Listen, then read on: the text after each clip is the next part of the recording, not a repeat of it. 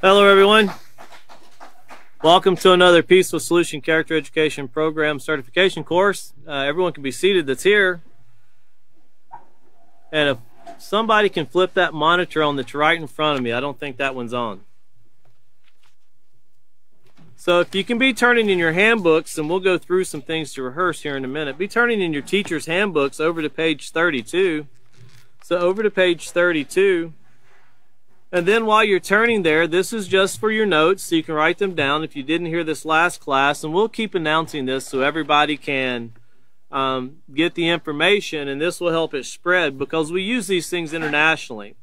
If you're looking to listen to the Peaceful Solution through podcasting, once again, if you search the Peaceful Solution, you can readily find this on Apple Podcasts, Spotify, Google Podcasts, and also Spreaker. If you have any of those apps, you can just search the Peaceful Solution, and you can go on and listen to all the certification courses, audio only, but they're there for your podcasting, so you can have something to listen to. And as we said before, teachers are more than welcome to take and use the pieces they can use out of these, because these classes are actually teaching teachers how to teach the book and just give a lot of helpful hints. There's a lot of things that you will implement yourself through the experiences you've had in your life, and of course daily events change, current events change.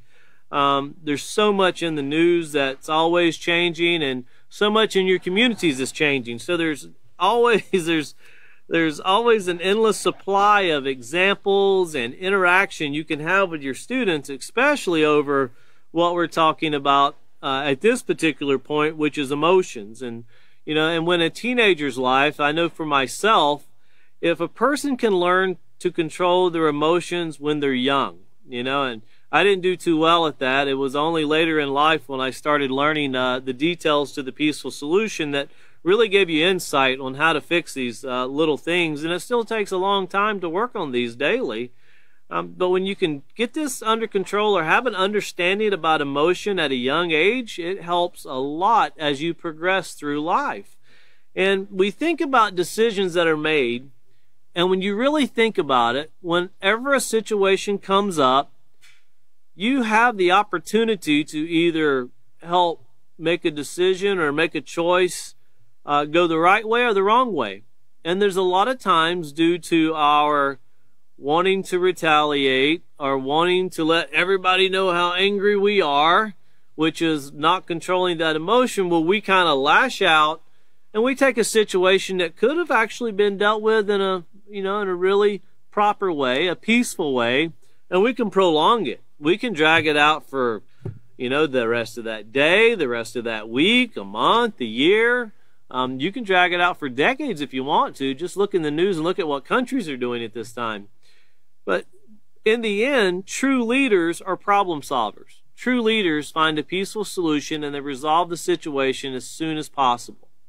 And that's truly the difference between what a peacemaker is and what a peacemaker is not. Whenever we have situations arise and we make a mistake or we make a bad choice, we need to rectify that fairly quickly. We need to find the solution and solve it, and not let our emotions get the best of us. So hold your place there on page 32, and of course turn to LP2D, Lesson Plan 2D, and that's the grade tabbed area here in the teacher's handbooks. And if you haven't downloaded the self-control unit yet, please do so. You can download them free of charge, and of course by now you'll have the character teacher's manual, the acceptance teacher's manual, and now the self-control unit, which all three are very much needed together. And you can download all of those free of charge. And as we've said, you can print them off for your students. And if you're needing PDF copies of the student's manual, all you have to do is email us, or you can just send your question in there to the Facebook page. Once again, our email is info@peacefulsolution.org, and we will readily get these out to you. Life and technology has become a great thing. Instead of mailing books, we can email now. And that's become such a useful tool in the era of COVID, to where somebody needs a book on the other side of the world, and we can email them that book and get it there, just in a few seconds. Where when we used to mail books, I remember one time I mailed a box of books to Kenya, and it was just a regular sized box.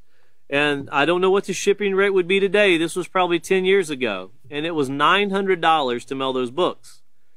And I mailed those books and I signed, saying that I can't hold anybody responsible if anything occurs to them. And I thought they'll never see those books. And about a month and a half went by and I actually forgot about the books. And after a month and a half, the people over in Kenya that requested the books let me know, hey, the books came in today. And I thought, wow, well, it took a month and a half, but at least they got there. Well, now in today's society, if you've got a printer or if you've even got a computer where you can just put it up on an overhead, we can get these things to you. And you might be asking, why do I need a student's manual? When you're teaching your class, you don't want all the answers to be on the screen. It doesn't really challenge them. So the student's manual doesn't have the answers that's in the lines or the blank spots where the teacher's manual will have them italicized. So if you need any of those things, please just let us know and we will send them to you as fast as possible. But here on Lesson Plan 2D, we left off in the middle of Procedure 3, so we're going to reread Procedure 3 once again. And it says, explain to students that we are all born with a capacity to experience a wide range of emotion. And we talked a lot about those negative emotions already, and we'll kind of cover some of them again.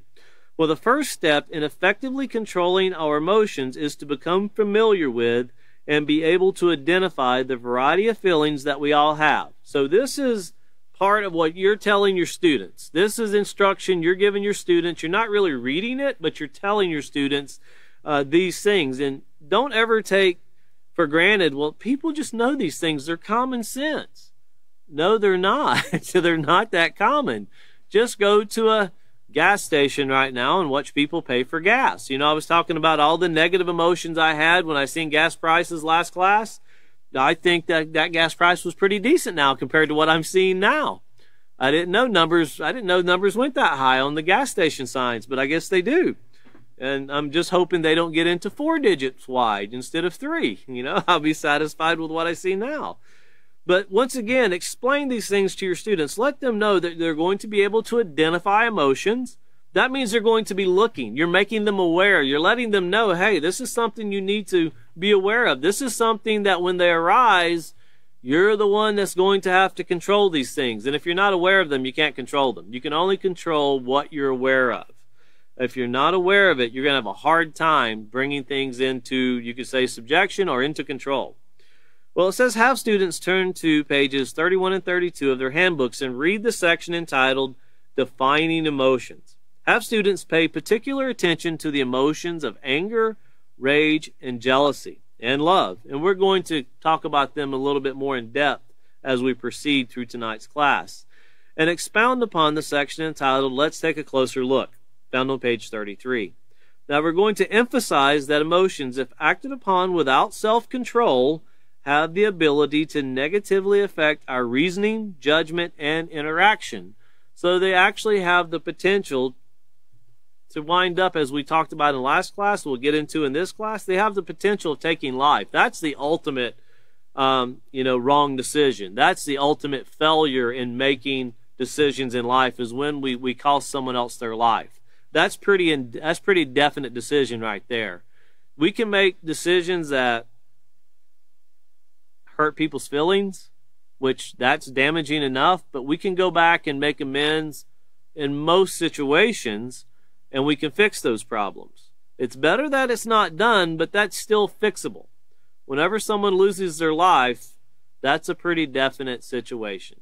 So with those things in mind, let's turn over to page 32. Look back to 31 before we get to 32, and let's look again. Once again, if you remember, William covered on page 30, there at the very top of page 30, what are emotions? Notice it said emotions are strong physical and mental responses triggered by what we experience. And remember what a trigger was. It's something that starts a process. And instead of a gun where you pull the trigger, people think about that all the time.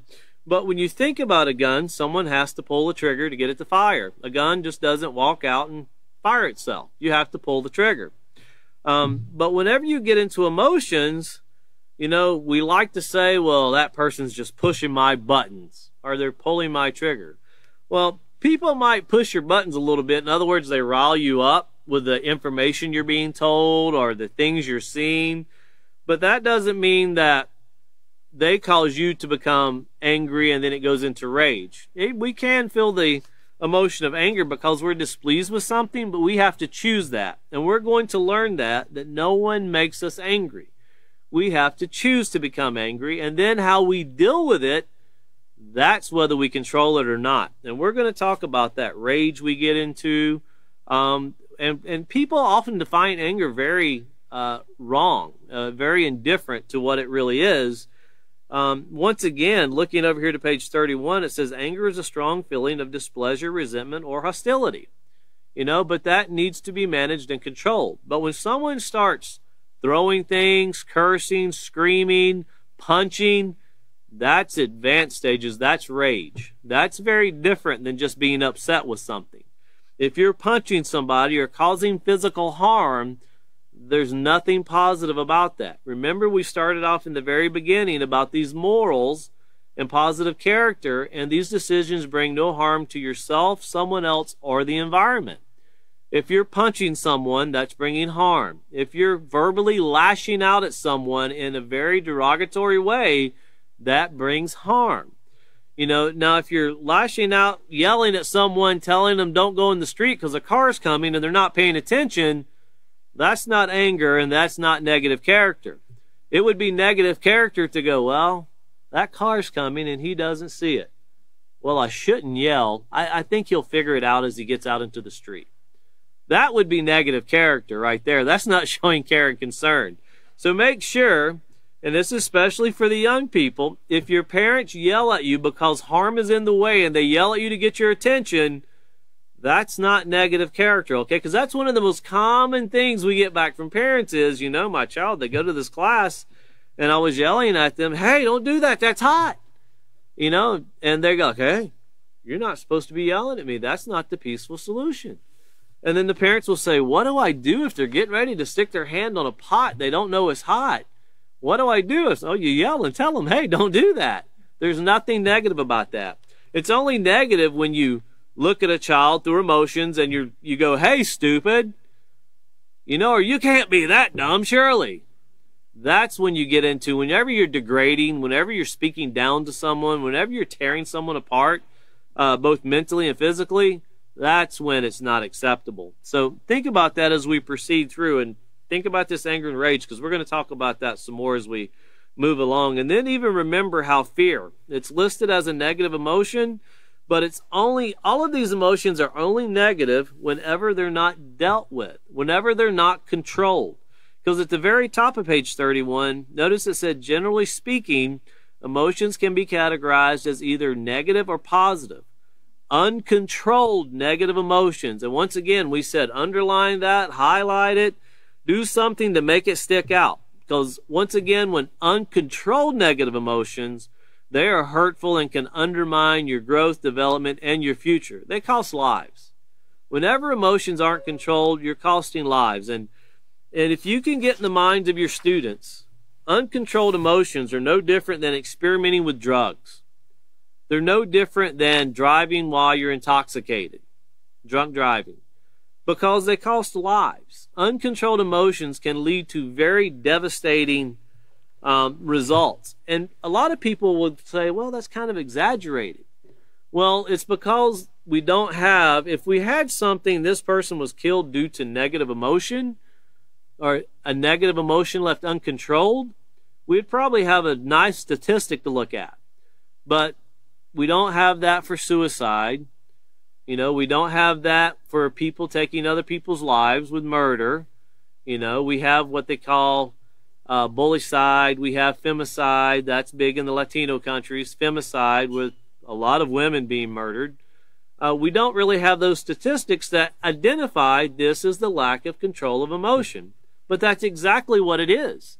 And every time you see something in the news, every time you read something in the newspaper, if you know what a newspaper is, I know children these days will go, what is that? Well, I know today you have to go on the internet to see news, but newspapers, even in your everyday interaction with where you're at and where you're going, watch how people conduct themselves. Try to identify when you see someone do something, how could that situation be dealt with in a more peaceful way? I mean, we're in a society now where road rage is at an all-time high. It never slows down to where people would literally get out with a ball bat. You know, and you've got to think about that. When you have a lot of people getting out of the car with a ball bat, okay, that's not where it started. A lot of people are making the plans of putting the ball bat in the car so if they get angry, they can get out of the car with a ball bat. You know, that's a huge problem. Where did we start thinking that ball bats in cars were going to solve problems? You know, for every ball bat in a car, there's a gun in another car. And if you put the ball bat and the gun together, gun's usually going to win. So for every person that thinks they put a bigger weapon in the car, there's always another one. And then itself, you know, we've got in some of our literature, whereas an episode in Houston many years ago to where the car was used as a weapon and ran a person over back and forth continually. And it was due to the lack of control of emotions. Now, it was a really bad situation, but running the person over just landed Miss Harris in prison for quite a long time. She recently got out within, I think, the last year. And her comment was that, and this just goes to show, did she learn anything in prison? They asked her, if you could go relive that night over again, what would you do differently? And her comment was, run him over one more time. And it was like, well, obviously she did not learn to control her emotion. The peaceful solution should have been offered in the facility she was at. Now, that doesn't mean that would have changed her. Everybody has to choose to make their own changes in their own life. Choices are what our lives revolve around. And when people choose negative things, and that means the emotion's still running very high in her, obviously it didn't fix the situation, and she's willing to go back to prison for it. So obviously that didn't fix the situation either. But here on page 32, we're going to take a look at positive emotions. And it says positive emotions is the energy that fuels our moral growth and development. And if you could think about that and paint the mind, when you've got teenagers, man, they want to talk about cars. I don't care whether they're boys or girls, it's just a different type of car, what they want to talk about. From a sports car to a Volkswagen, the car might be different, but they all run on fuel. And if you can get into their minds on how when you put the right fuel in the car runs well and it's dependable. But if you put contaminants in the fuel, you know, and you can take them through, show them what gets into biodiesel and how the algae can tear down the fuel. I've learned that the hard way. Tell them about water in the fuel. Show them how when you put things in the fuel that aren't really supposed to be there and it doesn't mix very well, how the car doesn't run very well. And it can break down. And that can actually break down to the point it just won't run anymore unless you put an enormous amount of money in it. Well, their character is the same way. When you're feeding it with all of the positive things and you're learning to manage the negative things, tonight we're talking about emotions. Those are the things we're talking about. You can keep that car, even though it might need a checkup every now and then, which it will through character education. But sometimes the checkups also come in, an adult coming in. Can I speak with you a moment? To kind of let us know of something we might not be seeing. Sometimes it can be a child that comes to you to let you know something that you've not seen, and they help you out. You know, anybody that points out something we're falling short in, we should be thankful, and there's no age limit on that at all.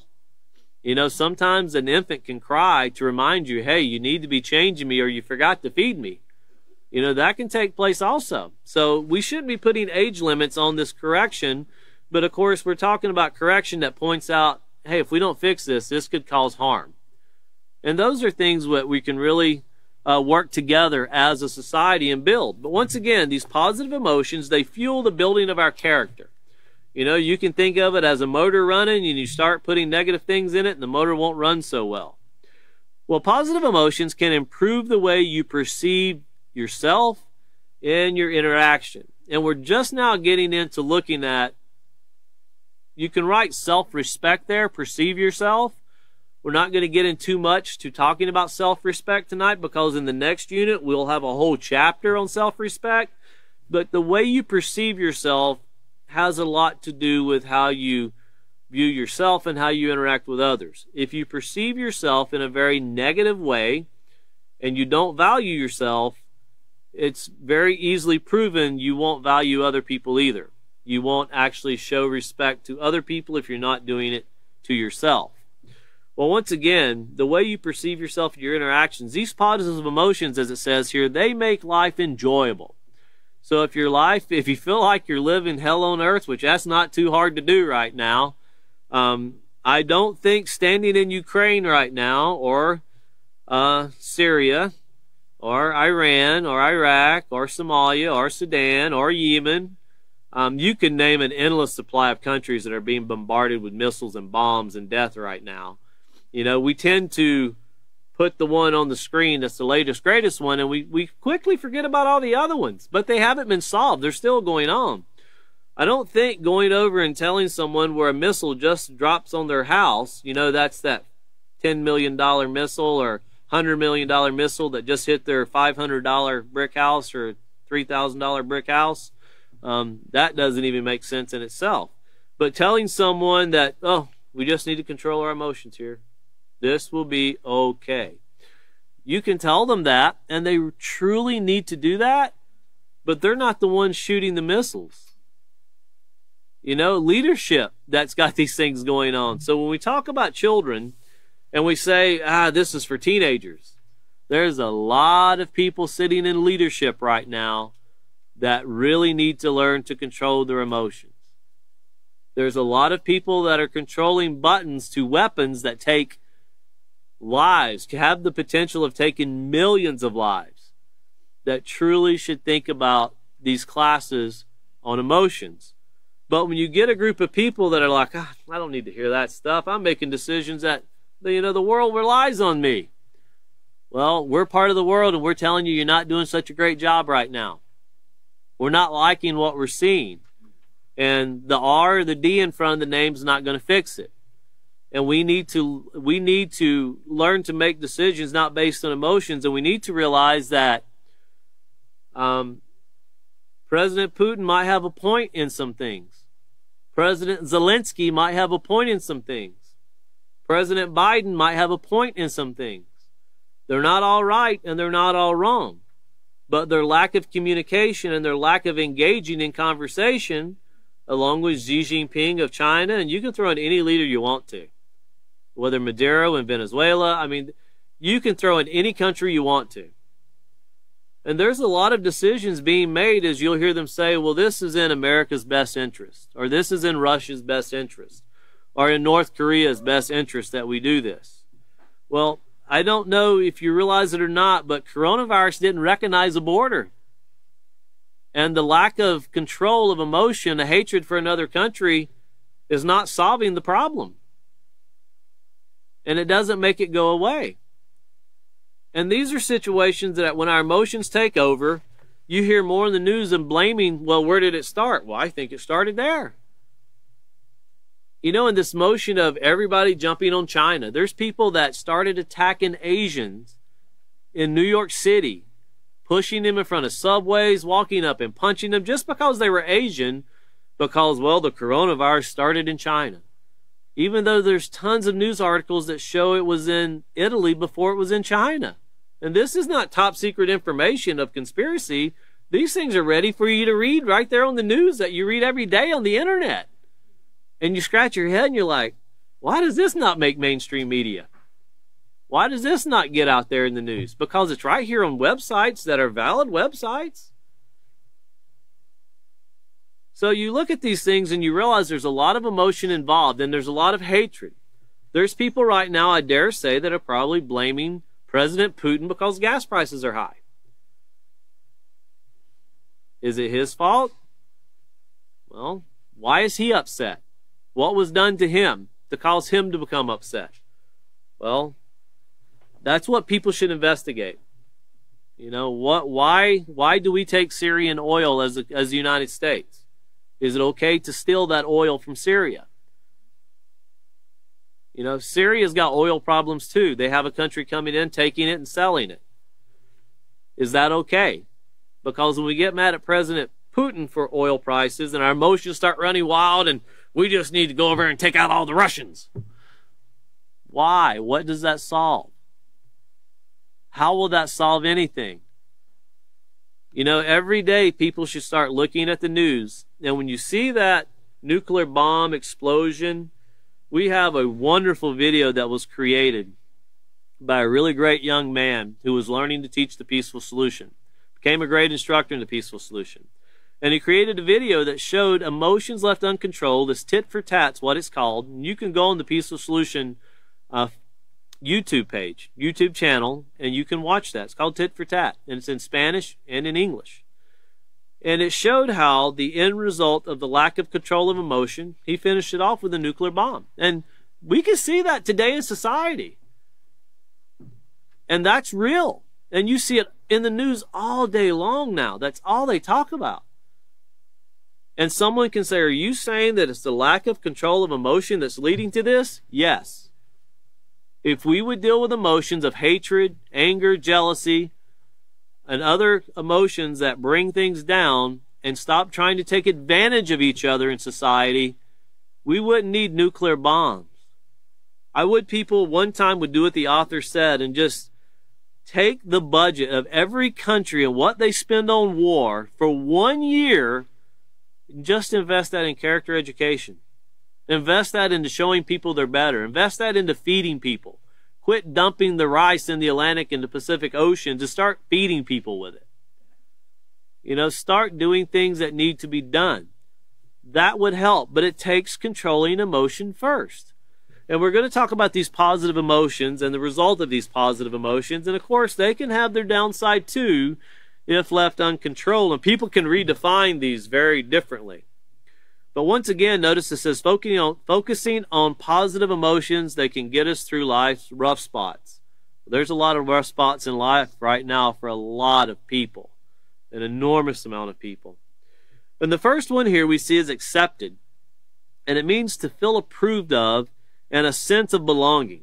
Knowing that you are doing what is right, whether you are accepted or not. Now, obviously, this means being accepted into something that's positive. If you're accepted into a gang because you passed your initiation, that's not what we're talking about. If you have to go through hazing to be accepted into a fraternity, well, that's not positive. You know, if you got to go to the hospital to get your stomach pumped because you had to do something, that's not positive. We're talking about accepting each other. Remember the acceptance unit where we talked about in chapter 2, accepting diversity and people of other countries and other cultures? Right now we're killing other people of other cultures. And I'm not saying we as the United States, globally, we're all doing this. Everybody wants to blame everybody else, but no one wants to stop. Everybody wants to get the bigger bomb, the bigger gun, the bigger weapon. Well, why are we talking about that with emotions? Because when emotions are left uncontrolled, we see a perfect example in society today. It devastates. And that war, if you have a vehicle and you buy gas, it affects you. If you're buying food, it affects you. You'll notice your food bill has skyrocketed. Well, we live in America to where you might get upset and your emotions might get a little out of hand. You know, I had someone today, I was dealing with a huge gas company. They deliver gas by the thousands of gallons. And he said there was a farmer, been buying diesel from him for years. And it's red diesel, so it's non-taxable. Usually cheaper because there's no tax on it. He said he came in and ordered his diesel, and they told him what the price was. And man, he just got upset, started cussing, and I'll never do business here again. They said like 3 hours later, he came back and said, I really need to apologize. I went to all your competitors. They were $4 a gallon. You told me $3.85. You know, now if you're driving down the road, diesel's over $5 a gallon now. So he would have been paying close to $4.80.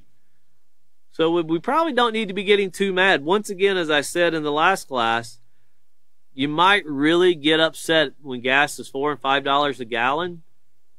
But is that better than pulling up to the gas station and they go, oh, we don't have any. There's none here. Sorry. $5 a gallon don't sound too bad then. I'm not saying I agree with it by any means, but we have to learn to control our emotions. We can't change right now what society's bringing at us. And when you're on a fixed income and everything's skyrocketing, depression, stress, you know, thinking that there's just no way to make it work. You know, I know there's people watching right now in classes. In the United States, money is a lot more. I know there's people watching classes right now that make $3 and $4 US a day. in Nigeria, where it takes 580 naira to make $1 US. Imagine that. So if you have 1,000 naira, you got $2. That's horrible when you got to go buy a loaf of bread and it takes a couple $1,000s. It's horrible. And there's people that they still make it work every day. And they still see a rhyme and reason to do it. So when you think life's bad and you think it just can't get any worse, you know, if you ever feel that way, call the Peaceful Solution. We can put you in contact with countries and people that can talk to you who live it every day. They would think they won the lottery if they can make $300 US or $200 US a week. Boy, they'd think they won the lottery. Now, if they moved to America and they made that, they'd think, well, it's pretty bad because prices are different. But I can tell you, I go across the border quite a bit. And when I go across the border, I see wages drop. I don't see the price of food's really not that much cheaper. It's scary how the price of food stays the same, but people are making like $70 US a week. And my hat goes off to people that make that work and they find joy in life. You know, but once again, this finding yourself accepted, well, that's what we need to do in a positive way. And that's what the Peaceful Solution is trying to do. We're trying to get people to accept, and we want to feel accepted. Not that we're a, you know, kind of an outside source, but we're trying to say that we all need to learn to accept the difference in others. When I say accept the difference, the positive things. You know, some countries like to have everything hot and spicy. That's okay. Some countries don't. Some countries drink milk in their tea and they drink it hot. The United States is one of the only countries that drink iced tea. And we drink a lot of it. You know, those things don't determine whether you're positive or negative. And they shouldn't determine, you know, if you go to another country and you ask for tea and they bring it to you like coffee, now what is this? It's supposed to have sugar and ice cubes in it and everything. Well, that's great if you're in your country. You know, it's kind of like I tell people when I go down to Mexico. You know, and I don't speak Spanish extremely well. And they speak really fast. And I tell them, slow down and just try it again. You know, repeat it. And I try to understand what they're saying. Why? Because I'm in their country. It's not their job to speak English in their country. It's my job to learn their language in their country. You know, when we go to different countries, we think you get off the plane and you start asking questions in English and people can't answer you. And it's like, what's wrong with these people? Well, if you're in France, they're going to speak French.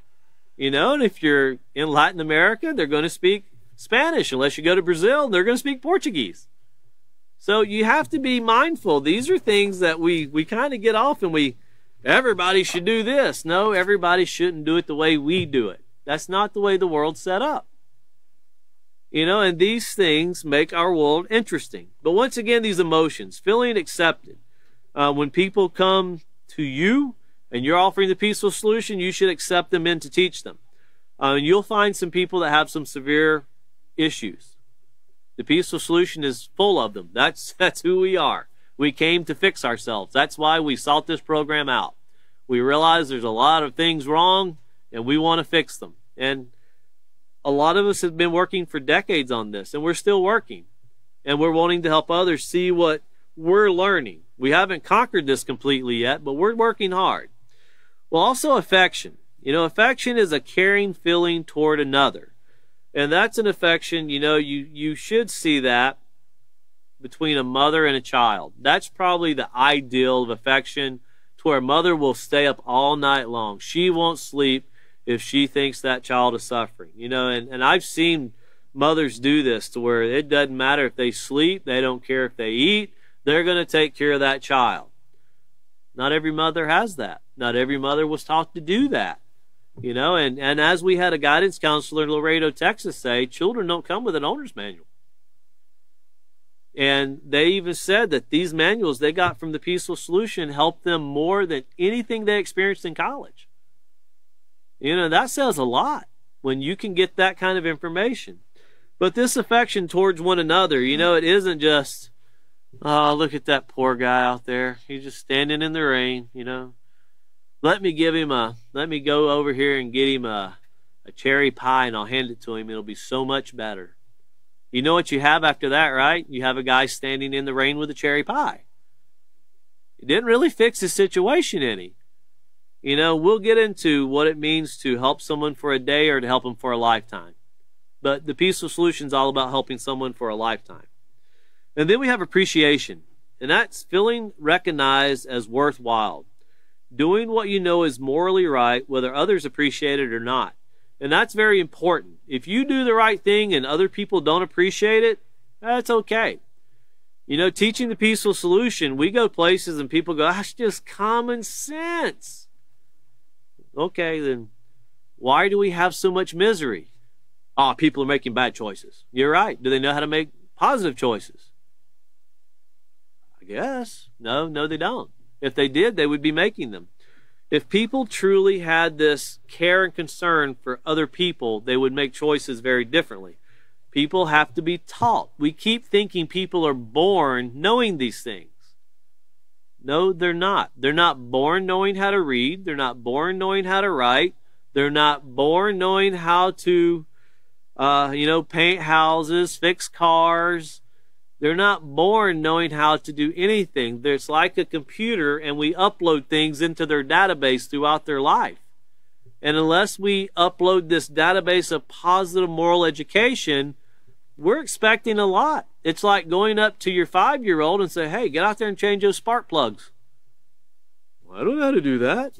I don't even know what a spark plug is. Well, why don't you? Well, no one ever taught it. But if you teach a child as they get older, they'll learn. It's also the same way of trying to tell a child, you need to stop screaming and you need to behave, as you're screaming at the child. You know, if you teach a child to be disrespectful, the child's going to be disrespectful. If you teach the child to not have value about life in general, the child's not going to have value about life in general. We have a huge society of close to 8 billion people that we all need to be re-educated in what makes society operate as a better place. And no, money doesn't fix the problems. It doesn't fix them at all. Moving along to assured, to feel certain and sure, to be satisfied with the truth of the matter. You know, and that's what the peaceful solution offers, where people can be assured that if I do this, even though people might not like me for doing it, I still made a positive contribution to society. It's kind of like when I had a person come up to me yesterday and ask me, man, what do you think they should do to President Putin? Hang him or shoot him? I was like, I think they should probably ask him what he has to say and listen to him. You really think anything positive is going to come out of his mouth? I said, well, so don't get upset with me, but I think it would be more positive than what I've heard come out of your mouth thus far. You're actually talking about killing the person, and I don't even know what he's done, if he's done anything. Well, he's doing this, this, and that. Okay, but you're telling me that I should be upset that a president is being a bully. Now we're assuming this is true, that a president is being a bully, and he's going into another country and taking things. What does that say about our president? Do we apply that same rule to him also? Because he's doing the same things and has done them. And so did the president before him and the president before him. I'm not just talking about our latest, greatest president here. This is something that's continual. Why do we get mad when another country does it? And if it did, we all know that if it didn't make our gas prices go up, which it really doesn't affect your gas prices, but obviously we're watching them go up, then we get upset when it affects us. That's when our emotions get riled up. But if there was war going on, like in Yemen, which has been going on for years, or Somalia, or Sudan, and it doesn't affect us, we're okay with it. No one's called for the heads of those leaders. We're okay with it. Our emotions are peaceful. But let it affect us, and oh man, something needs to be done. You're right. Education needs to be done. Bombs and missiles aren't fixing them. $1 million missiles don't fix problems. We're watching that every day. If bombs, missiles, slingshots, guns, if they fix problems, Israel and Palestine would be the most peaceful place on earth. And it's not. It's not at all. You know, we have cities in the United States that fall underneath those same categories. They're not peaceful. You see Chicago on the news all the time. There's no peace there. Not just Chicago, but that's one you see in news all the time. Well, here you have calm, and this is something we do not see in society. Free from agitation or disturbance. If you base your actions on what is morally right, this will give you the confidence needed for calmness. Well, is it possible that we can bring this into society? We have to become this way first. You know, we have to know, hey, this works, and then we can help it spread. And we can spread it more and more. And it does work. You know, the biggest thing with the peaceful solution is convincing people that it works. And you can't really do that. You have to do it for yourself. Convince yourself that it works. You know, it's something that one person told me, does the peaceful solution work? And the author of the peaceful solution told me one time. I asked him, I said, can you believe someone asked me that? He goes, well, I sure hope you ask him, is water wet? He goes, yeah, it works if you use it. It only works, it only doesn't work if you choose not to use it. You know, and he said, tell people to try it. Just try it and you'll see. It's not a, you know, it's not a deal where you try it and you're like, that guy sold me snake oil. No, you try it and you actually find out, hey, this actually works. It really works. But you can't just try it for a day. It's not like a diet, you know, where you get all energized, ready to do it, and 3 days later, oh, I tried it. No, you got to do it. You got to put forth the effort. And then being content, you know, this contentment, the state of being satisfied with your action. This is individualized. This is for you as a person. But this is being content that you're doing everything you can, doing your part to make society better. Now, does that mean that means I need to go tell somebody about this, right? Yeah, it does. Well, what if I don't want to? Well, the next time you see or you have someone screaming, yelling, cursing you, or the next time someone steals from you, the next time something negative occurs to you, when you tell them the right and proper way they should have done it, you're spreading it. Unless you're just up for being treated like trash every day, if you're helping people see that things are being done wrong and they can make it better, you're helping spread it. And then, of course, you have euphoric, the overall feeling of well-being or elation, joy or delight in what you do and plan to do. You know, and euphoric is something that if we had everyone on earth making positive moral decisions, we would have complete euphoria. Everybody would be joyful. Everybody would be at peace. And imagine the money that could be spent on food and businesses and jobs when it's not spent on war. An enormous amount of money can be spent on that. You know, but, well, we got to keep our military strong. They keep us safe. I'm still waiting for someone to prove that. That has never been proven. And we see it right now. It's just not true. Well, here being hopeful. Well, let's go back to excitement. That's to arouse strong feeling in. You know, we could get excited about things, and, you know, bad things can come from excitement also. We're talking about being excited over positive things. And we'll get to an example to where, you know, a young man gets excited, turns around and knocks off his mother's vase and breaks it. That's one way, you know, positive emotion can bring back a kind of a negative situation because you broke something. But excitement, and we're talking about this excitement about doing the right thing. You know, you're accepted, that you're appreciative, but doing the right thing. And we're taking these, you know, these goals are not, we're bringing peace to Ukraine and Russia tomorrow. We're talking about our lives one day at a time. We're working on these things to make them better. And that's what you're trying to get across to your students. You're using these world events to show them this is the breakdown, but it gets fixed one day at a time, and it starts in our lives first. And then it starts in the lives of others. People, you know, people don't know they like something until they try it most of the time. I was that way. I know of a lot of foods, for example. I didn't think I would like it until I tried it. And then there's foods that I don't want to try because I don't want to know if I like it. I just don't like the results that I see from it. But there's some things that I've eaten, and I've learned that, it's not too bad. Wouldn't want to eat every day, but okay. I like it. Well, that's the same way morality does. Whenever you think that I just got to yell at these people to get them to listen. If you can get people to love their jobs, they'll do a much better job for you. And yelling, if you can get someone to just show up to work and just do the job, that's not really the goal. If you can get someone to love their job, that's where people work for a lifetime. And that's what businesses want. That's what we want as a society, to work at a lifetime in this, to be excited about it, have strong feelings about it. And that's what we get about the Peaceful Solution. People that get involved in the Peaceful Solution truly get excited about the Peaceful Solution. And then hopeful. If you remember all the way back to page 117 and 118 in the character unit, we called that the hope page. And that means having great expectation of success, remedy, or solution. And I would dare say, and I know a lot of people think, these people are crazy. Could the Peaceful Solution solve the problems in Ukraine and Russia? I have no doubt we could. No doubt whatsoever. But it would take everybody working together. And I don't mean us solving it as, okay, now we're in control, you listen to us.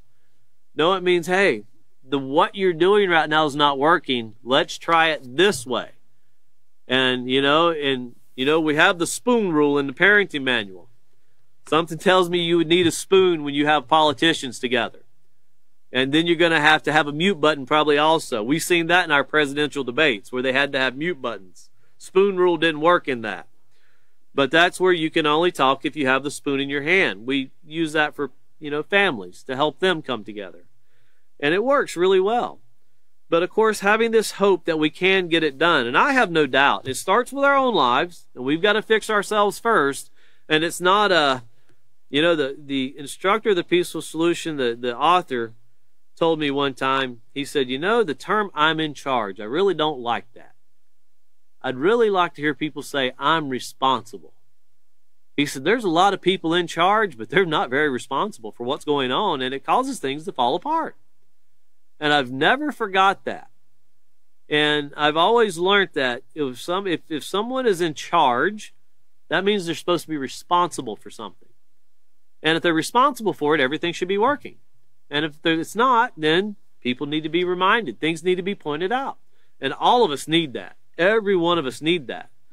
But then going on to joy here. That's an intense pleasure or satisfaction in morally right action. So knowing that you bought the bicycle and still stole it. Knowing that you handled a situation in a proper way instead of losing control of your emotions and lashing out at someone. Walking away knowing you made the right choice. There is a lot of satisfaction in that. If you're someone with an anger problem, or if you're someone, with a theft problem, even I know of people that have drinking problems. And just for the fact they were able to walk away without drugs or anything else, they were able to walk away that one day, and this is day one. And then they started counting days. But they learned that controlling themselves, their emotions, and the things that go on, that's truly what does it. Just counting days is not enough.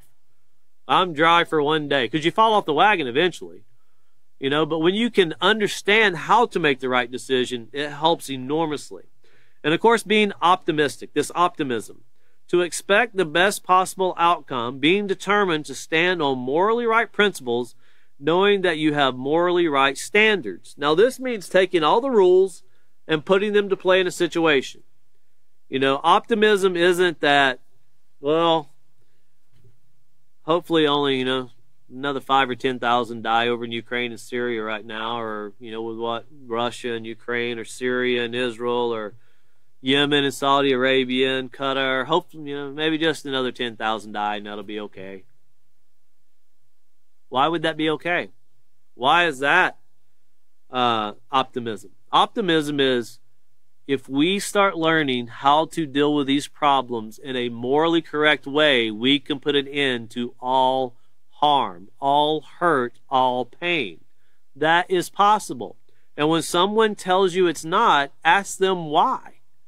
Why is it not possible? Because it is possible if people can be educated. And you'll hear a lot, some people just naturally want to be bad.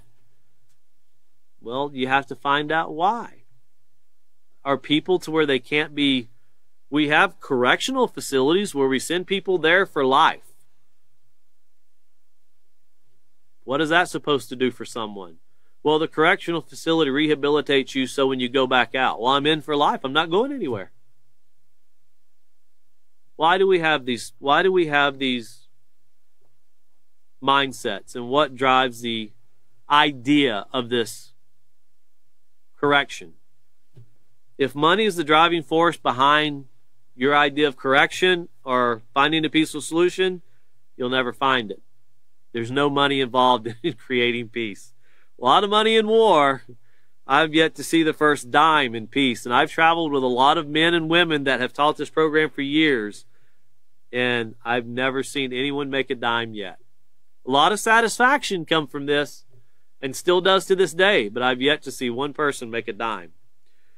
And then, of course, passion. This is what's needed, and this is what people develop. Whenever they get involved in the peaceful solution, a passion truly consumes a person, and it's a strong liking, desire, or devotion to some activity, object, or concept. You know, once you buy into the concept, so to speak, buy-in means you see it and you put it to work in your life, you'll develop a passion in this character education program. But even for your students, you're just trying to get them to develop a passion toward making the right choice. And then peaceful. That's free from hostility or conflict, freedom from hurtful or wearisome thoughts or emotions, the desire to always treat others as you would desire to be treated. You know, and if we did that in society, we could bring down a lot less pain. You know, and think about this for a moment. I heard a teacher say this years ago, a peaceful solution instructor. And he said, think about this scenario. Let's say you have a person and they're getting ready because drones were becoming big at the time. You fly drones and you drop the missiles, shoot the missiles, drop the bombs through drones. So you're in a country thousands of miles away and you're flying it on the joystick. And they're watching the camera and they watch the bomb go down, and boom, they watch what they've seen people there, and now they die. What would you think would take place if they could have another monitor here, and this one showed their loved ones, their mom, their dad, their brothers, their sisters, their families, their communities, and every time you hit that button to drop a bomb, the same effect took place there. Whatever you did here, the same thing took place here. What would that do to the person? Why? Because, well, there's an attachment here. Over here, well, I don't even see them. I don't know them. They're just figures on a computer screen. But what if every time you did that, that occurred? Because in reality, the hatred that we're stirring up from killing these people are going to affect these people.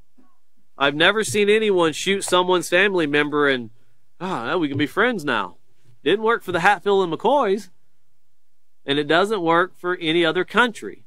You know, so think about this, how to bring peace and the desire to do it. It's more than they're underneath my thumb, now they're listening to me, this is the way it's supposed to be done. I would start asking people, well, you need to start looking, whose thumb is on top of us? And why? Leaders should be teaching peace.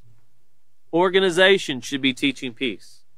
All organizations. Don't just say, if you want to be a mediator of peace, your organization should be teaching peace and promoting peace. Otherwise, you're not going to be a very great mediator for peace. And then you have pleasure. This is enjoyment or satisfaction, and this is more than just, eating your best like ice cream. We're talking about making positive decisions and seeing, if you can help someone's life become better, there's an enormous amount of satisfaction in that. When you can help someone who's made wrong choices, and you can look at them and you're not telling them, I know what you've been through because I've been through it myself. And a lot of our teachers of the peaceful solution, they help people, and the people they're helping never know those teachers went through those very same things themselves. Whether it's alcoholism, drug addiction, or any other, anger problems. These things run deep and hard, and none of us are immune from them. None of us are.